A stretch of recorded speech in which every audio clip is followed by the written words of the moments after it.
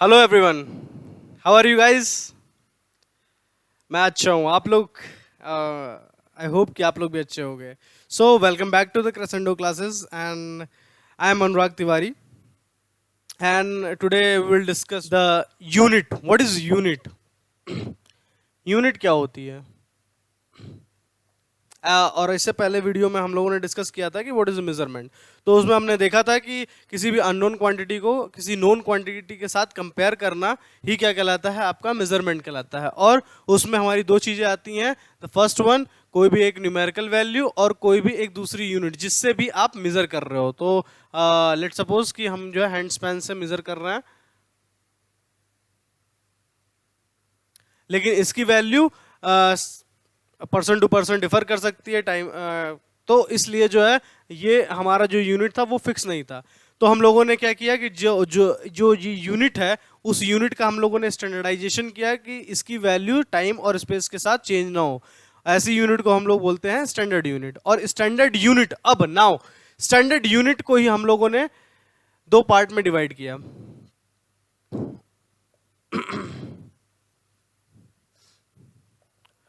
Standard units are categorized into two parts. The first one, fundamental units, and the second one is derived unit. Fundamental यानी basic,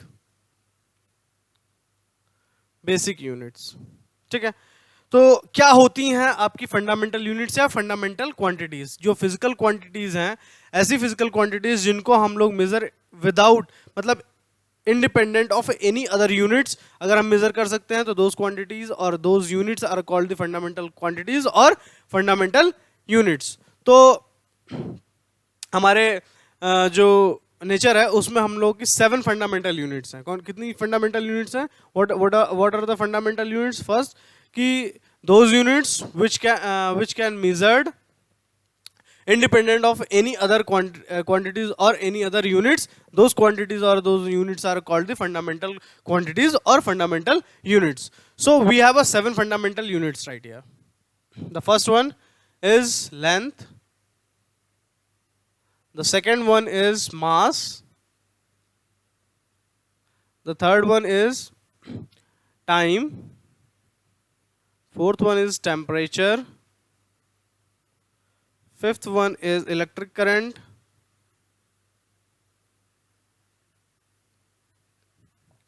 the sixth one is luminous intensity,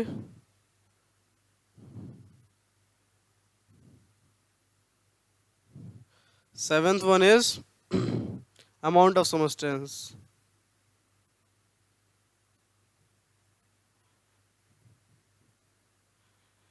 ठीक है। और इन सारे जो physical quantities हैं, in physical quantities को जो हम मेजर करते हैं तो सिंगल यूनिट ही सफिशिएंट होती है इनको मेजर करने के लिए, किसी दूसरे यूनिट की इनमें जरूरत नहीं होती है। सो इसकी जो यूनिट्स होती हैं, ये हम लोगों ने अलग अलग कंट्रीज ने अलग अलग सिस्टम्स जो है अपनाए किसी भी चीज़ को मेजर करने के लिए। और उनमें जो है लेंथ, मास और टाइम, इन तीनों के बेसिस पे हम लोगों ने सिस्टम डिसाइड किए। तो हम लोगों ने 3 सिस्टम डिसाइड किए। क्या हमने डिसाइड किए? सिस्टम्स। क्या क्या ये सिस्टम थे? The first system was CGS system, FPS system, and third one is MKS system. और एक जो हम लोगों ने यूनिवर्सली किया वो हमारा SI यूनिट, SI यूनिट। ठीक है। तो CGS यूनिट, FPS यूनिट और MKS unit. The first letter is for length, second letter, the first letter is for length, the second letter is for mass, and the third is for time। इसी तीनों के basis पे हमने ये decide किया। C for centimetre, C